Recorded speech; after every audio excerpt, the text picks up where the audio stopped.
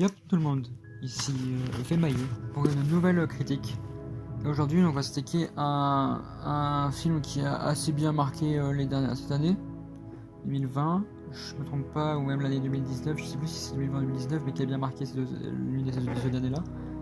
Et qui a un très bon casting avec du Karen Gillan, du The Rock, du Jack Black, Nick Jonas aussi, et qui d'autre je crois que c'est les seuls de connus, on va dire. Kevin Hart aussi, mais bon, c'est le duo inséparable. D'ailleurs, on le voit bien dans les films ensuite de Fast and Furious où t'as Kevin Hart qui arrive dans Hobbs & Shaw, ce qui est étonnant. Et donc ce film, c'est un film assez spécial parce qu'en réalité, c'est c'est une sorte de suite, mais pas vraiment une suite. Je sais pas comment vous expliquer ça. En gros, déjà on va parler du Jumanji du coup 3, même s'il n'est pas vraiment relié au 2, même s'il n'a pas vraiment de lien d'acteur et tout au premier, et au deuxième Jumanji avec The Rock, pour mieux se situer, qui s'appelle Jumanji Next Level. Et le titre, ça porte bien son nom parce que bien sûr ils vont affronter des nouvelles levels, des nouveaux niveaux de combat, de nouvelles idées. Ils vont se rendre compte en gros que le jeu garde en mémoire leur précédente partie, si on peut appeler ça comme ça. Et c'est un truc assez intéressant parce que déjà au début on se trouve un peu toute l'équipe séparée, chacun dans son coin parce qu'ils ont vu le jeu à l'université, ils ont quitté les cours, c'est la routine quoi, c'est la vie. Spencer qui est toujours une sorte de break avec sa petite amie, c'est une chose comme ça. Et on va se rendre compte en gros que Spencer il était un peu déçu, un peu triste du fait qu'en fait il se sentait mieux dans Jumanji. Et ça va le pousser à faire un truc un peu horrible, on va dire, pour ses potes. Et pas si intéressant que ça, parce que bon, ça va pas l'aider en plus à part à se sentir mieux, mais bon, c'est pas ce que tu fais pour te sentir mieux. Et du coup, ce qu'il va faire, c'est qu'en gros, il va retourner dans le Jumanji une nuit. Et son grand-père qui en fait vit chez eux, il le sait pas, mais ses potes le savent pas, donc ils ont décidé d'aller le voir. Et là, ils se rendent compte de quelque chose qui cloche. Et ils se rendent compte du bruit de Jumanji dans la maison. Donc ça clochait énormément. Et ça donne un lieu à des choses un peu étranges dues au fait que tout le monde est dans la maison, sauf Bethany. Bon, on sait pas pourquoi d'ailleurs. Juste pour qu'elle puisse aller chercher le personnage de Nick Jonas pour les aider. Mais sauf elle, vont entrer dans le Jumanji. Mais le grand-père de Eddie, il sera du coup le personnage de The Rock, le Dr. Preston, et le personnage de Kevin Hart, il change de Jack Black. Il y aura un pote, grand-père d'Eddie, grand-père de Spencer, le grand-père Eddie, qui va se transformer en un personnage de Kevin Hart du coup.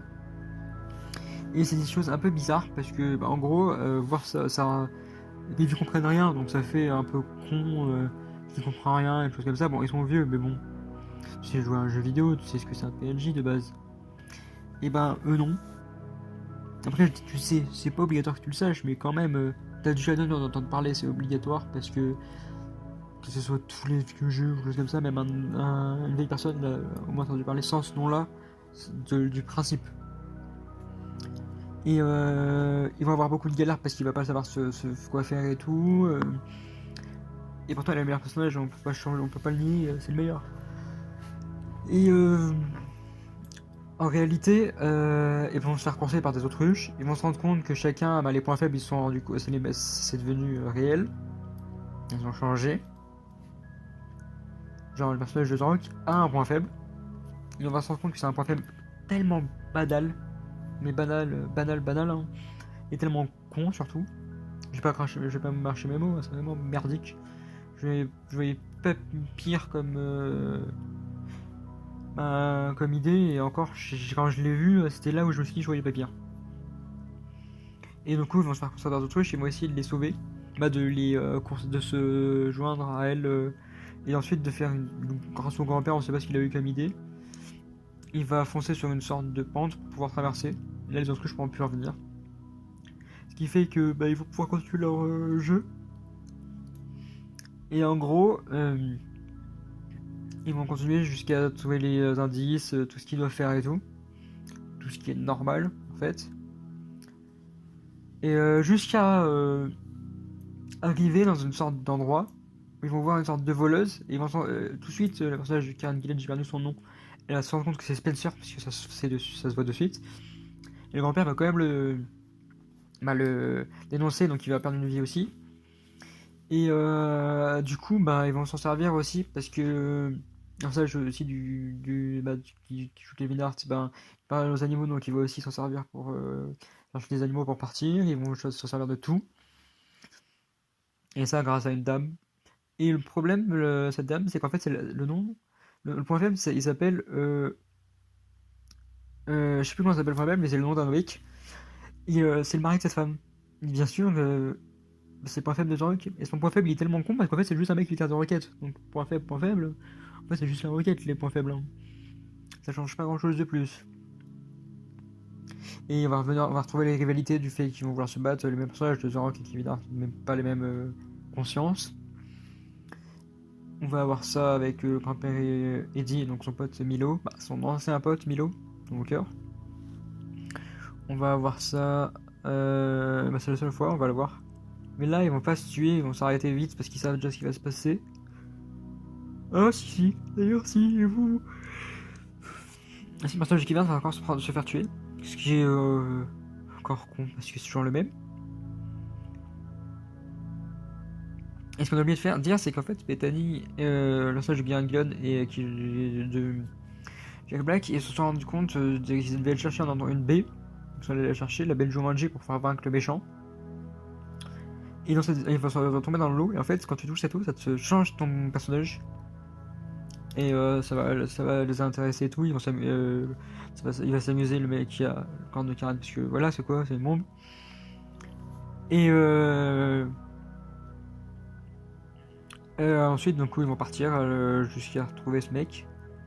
Mais avant ça, ils vont devoir traverser un pont où il y a des babouins. Ils vont du coup devoir se sauver par l'échapper aux babouins et tout avec des techniques. Jack Black, ce personnage va beaucoup aider parce qu'il a la géométrie dans ses points forts. Mais du coup, ouais. Ils vont devoir se sauver et tout. Ça va être une partie un peu du genre de jeu, mais bon, on a vu pire dans ce type de jeu. On va aussi... ensuite, après sa partie un peu dure, ils vont retrouver le personnage de Nick et Bethany. Bethany qui est un cheval. Oui, un cheval. C'est basique un cheval comme un personnage joué. Oui, basique. Et ils vont partir et tout, et ensuite ils vont tous retrouver la même rivière où ils changent les pouvoirs, ils vont tous reprendre leur bon pouvoir. Ils vont s'en servir.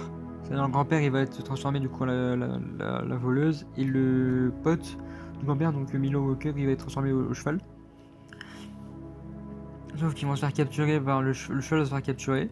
Du coup, et ça va être comme ça, et même le personnage de Eddie aussi va se faire capturer, mais il va être sauvé par le personnage de The Rock et Kieran Gillen, sachant qu'en fait, Nick, le personnage de Nick devait aller chercher l'homme.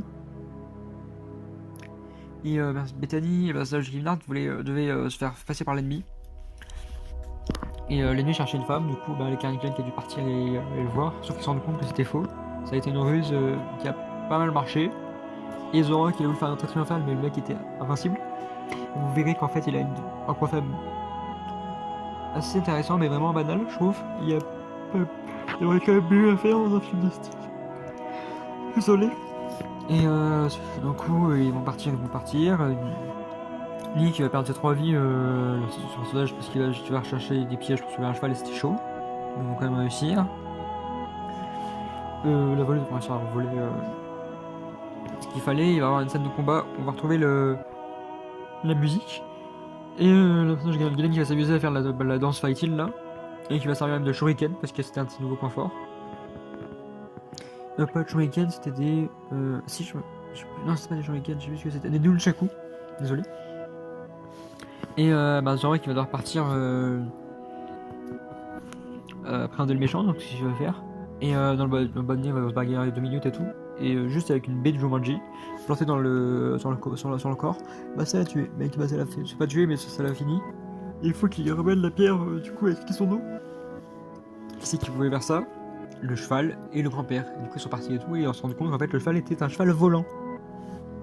C'est comme ça qu'ils vont réussir et tout, à faire un Jumanji comme normalement. Et ils vont faire ça. Et après ça, ils vont devoir repartir et tout. Sauf que le grand-père va rester, le pote Milo Walker va rester parce qu'il venait d'apprendre qu'il avait un cancer.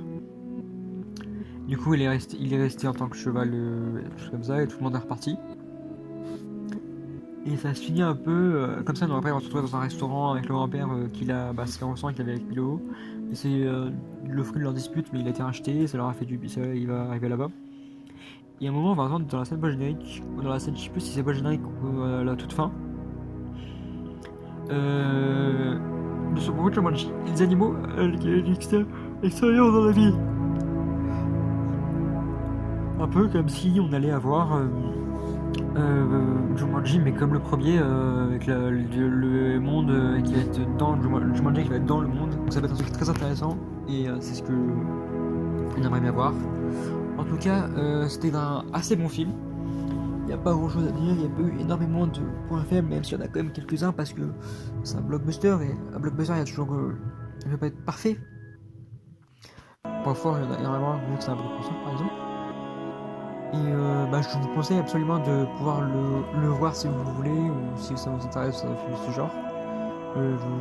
N'hésitez pas à laisser un commentaire pour donner vos avis, vous abonner et mettre un pouce sur la vidéo.